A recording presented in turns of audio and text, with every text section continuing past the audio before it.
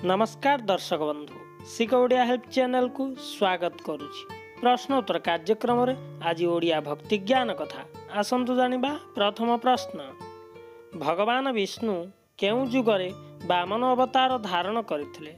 Option A अनंत जुग, option B सत्य जुगरे, option C त्रेतया जुगरे, option D द्वापर जुगरे।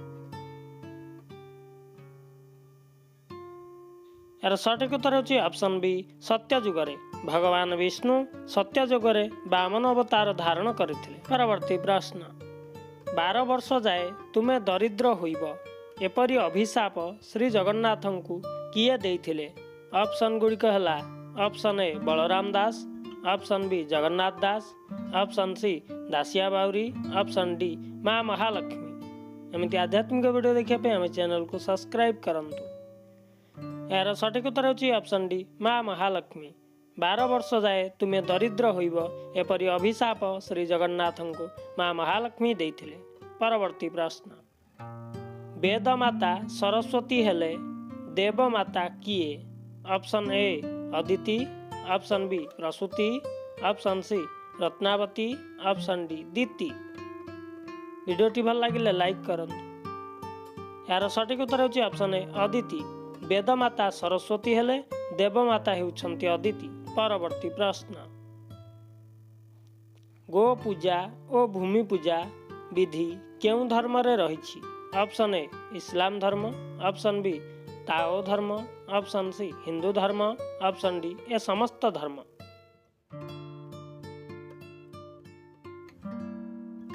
यार सठिक उत्तर होछि ऑप्शन सी हिंदू धर्म। गो पूजा और भूमि पूजा विधि हिंदू धर्म रे रहिछि। परवर्ती प्रश्न, ओडिशार केउठारे काठरे तैयारी सूर्य मंदिर रहिछि? Option A Konark, option B Ganjam, option C Puri, option D Mayurbhanj. आपण माने जदि यार सठिक उत्तर जानिचंती कमेंट माध्यम रे दे परिबे। यार सठिक उत्तर होछि ऑप्शन बी गंजाम। ओडिशार गंजाम जिल्लार बुगुडा ठारे काठरे तैयारी सूर्य मंदिर रहिछि। एही सूर्य मंदिर रे भगवान विरंची नारायण पूजा पाउछन्ति। परवर्ती प्रश्न, इयला पियला सुषुम्ना एगुड़िक कौन? ऑप्शन ए तीनोटी जीव, ऑप्शन बी गछर फल, ऑप्शन सी आकाशर तारा, ऑप्शन डी देहर नाड़ी। यार सठिक उत्तर होछि ऑप्शन डी देहर नाड़ी। इयला पियला और सुषुम्ना एगुड़िक देहर नाड़ी।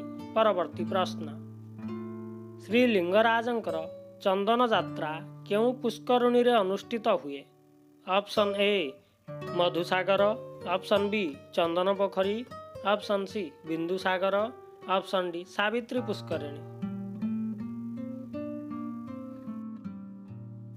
यार सठिक उत्तर होछि ऑप्शन सी बिंदुसागर। श्री लिंगराजंकर चंदन यात्रा बिंदुसागर पुष्करणी रे अनुष्ठित हुए। परवर्ती प्रश्न, जयदेव केउ नदी तीर रे जन्म ग्रहण करथिले? ऑप्शन ए ताप्ती नदी, ऑप्शन बी ब्राह्मणी नदी, option C Mahanadi, option D Prachi नदी। एमती आध्यात्मिक वीडियो देखिया पे हम चैनल को सब्सक्राइब करंतु। यार सठिक उत्तर होछि ऑप्शन डी प्राची नदी। जयदेव प्राची नदी तीर रे जन्म ग्रहण करथिले। परवर्ती प्रश्न, एमानंक मध्यरु केउ कवि को उत्कल घंट कहा जाए? ऑप्शन ए कवि बलदेव रथ, ऑप्शन बी कवि किशोर दास, ऑप्शन सी कवि जदुमणि महापात्र, ऑप्शन डी कवि गंगाधर मेहर।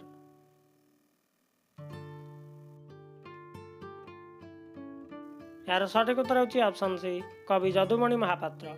कवि जदुमणि महापात्र को उत्कल घंट बोली कहा जाए। एमती आध्यात्मिक वीडियो देखा पे हमें चैनल को सब्सक्राइब करंतु।